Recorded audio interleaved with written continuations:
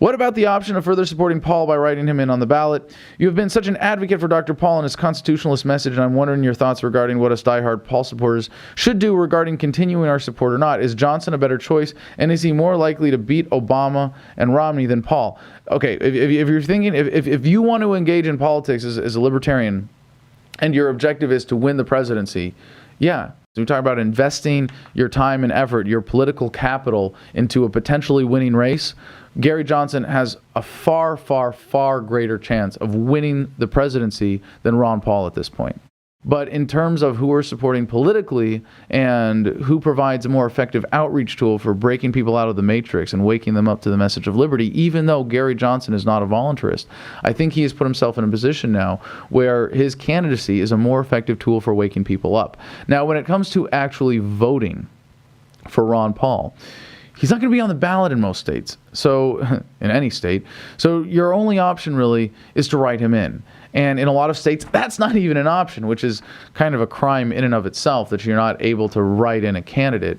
That if the people's will were to change at the last minute after the ballots were printed, they couldn't actually elect someone unless they were one of the government-approved candidates.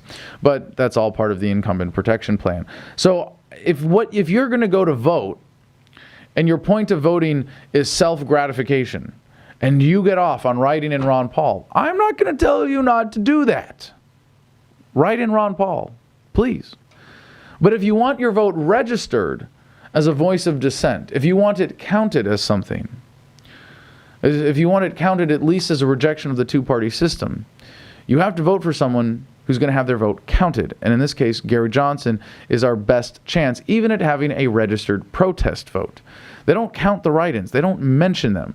But if all of those people who bothered to show up to vote come and say, no, we're going to vote for Gary Johnson, that's going to be registered. And that'll do great things for the Libertarian Party, as well as fundamentally change the political paradigm in the United States. And that's why I would vote for Gary Johnson. That's why I'm planning on voting for Gary Johnson, is because I think when people see that others are willing to break out of this, I think that's a vote that's registered as an effective means of voicing dissent. Now, I have obviously much more effective ways of doing that, but I think there's a certain symbolism in voting. I think there's a certain point of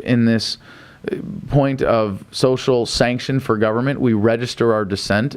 Voting for Gary Johnson is the most effective way of doing that. Now, if you don't care about that, I'm not going to sit here and tell you, you have an obligation to go vote for Gary Johnson. No, you don't have a duty to vote. You don't have any kind of moral obligation. But if it's rational for you and you want to engage in that, I would encourage you to go out and vote for Gary Johnson. And among that large support base, a huge percentage has already vowed to vote no one but Paul, which is kind of silly, but I understand. I never vowed to vote for no one but Paul. Really, it is somewhat contradictory. No, it's directly contradictory to the message of liberty, to turn this movement into a cult of personality. It really needs to.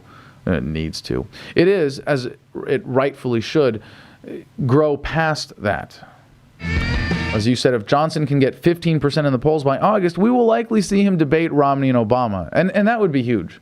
As uninspiring a speaker as Gary Johnson is, simply seeing an alternative, if we can get Gary Johnson to 15%, if we can get the Libertarian Party nominee to 15% in 2012 and have him debating, and he's in range of that. He is in striking range of that. He's not close, but well over 5% in some national polls. It's not like he's coming out of obscurity. He's got traction. This is why I'm suggesting that you reach out to people who are considering voting for Obama or Romney and say, well, look, if you like the lesser evil, why not consider an alternative? And if their reluctance to vote for Gary Johnson is, but if I vote for Gary Johnson, I don't get to register a vote against Mitt Romney or against Barack Obama.